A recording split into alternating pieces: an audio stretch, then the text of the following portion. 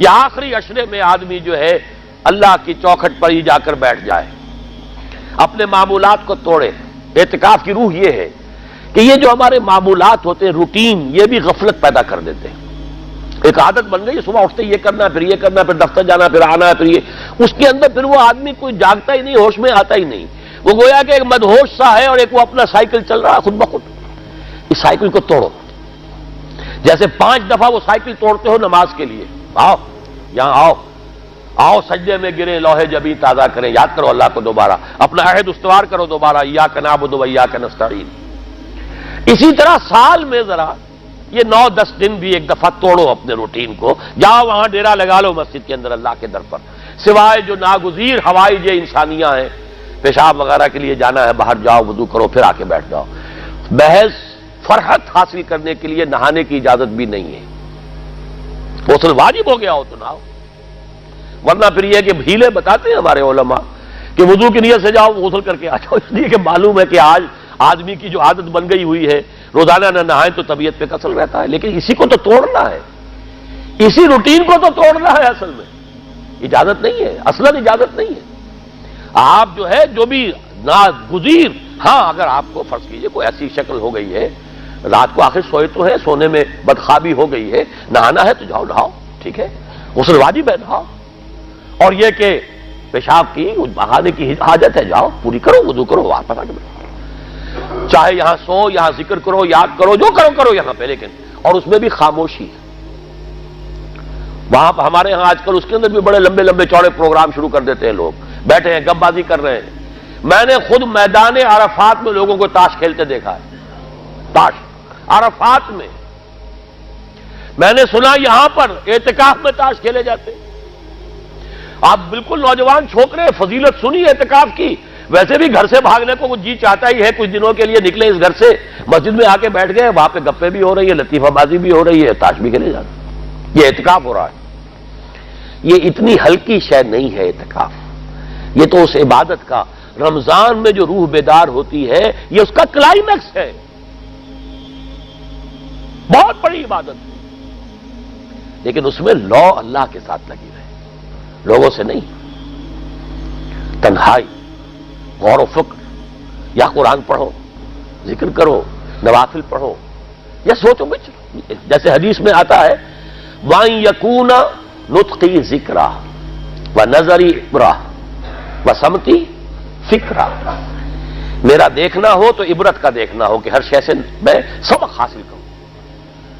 اور میں بات کروں تو اللہ کے ذکر پر مبنی ہو میری بات، اور میں خاموش رہوں، وَسَمْتِي فِكْرًا، غور و فکر، تفکر و اعتبار، جو حضور جا کر غار حرا میں کیا کرتے تھے وہ اعتکاف تھا حضور کا، مکی دور کا اعتکاف، تنہا بیٹھنا۔ اور یہ روایت مجھے بعد میں معلوم ہوا کہ یہ بنو ہاشم میں یہ روایت تھی، حضور کے دادا بھی جا کر وہاں پر غار حرا میں بیٹھا کرتے تھے، یہ ان کی ایک خاندانی روایت چلی آ رہی تھی، یہ جگہ تھی، اور وہ جگہ ایسی ہے عجیب سی، اب تو خیر بڑی بڑی عمارتیں حائل ہو گئی ہیں، ورنہ میں نے جب پہلا حج کیا تھا سن 62 میں، تو میں نے اس وقت جا کر دیکھا تھا واقعتاً سیدھا کعبہ نظر آتا ہے وہاں سے، اور کچھ درمیان میں نہیں، جیسے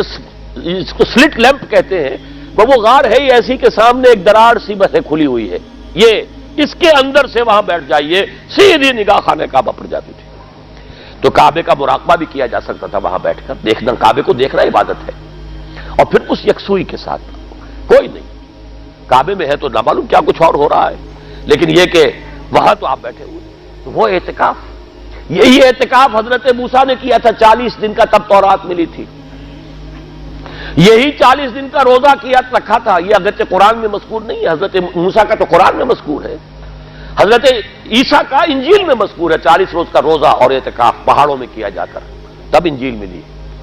یہی اعتکاف تھا جو حضور کر رہے تھے غار حرا میں، تب قرآن، اقرأ بسم ربک الذی خلق، خلق الانسان من علق، یہ تو اس کا ایک عکس، اس کی ایک جھلک ہونی چاہیے۔ میں نے روح اعتکاف پر بھی ایک زمانے میں ایک تقریر کی تھی، میں نے دیکھا چھپی ہوئی تھی، اب پتہ نہیں کہیں اویلیبل ہے یا نہیں، ایک علیحدہ کتابچے کی شکل میں بھی تھی، ویسے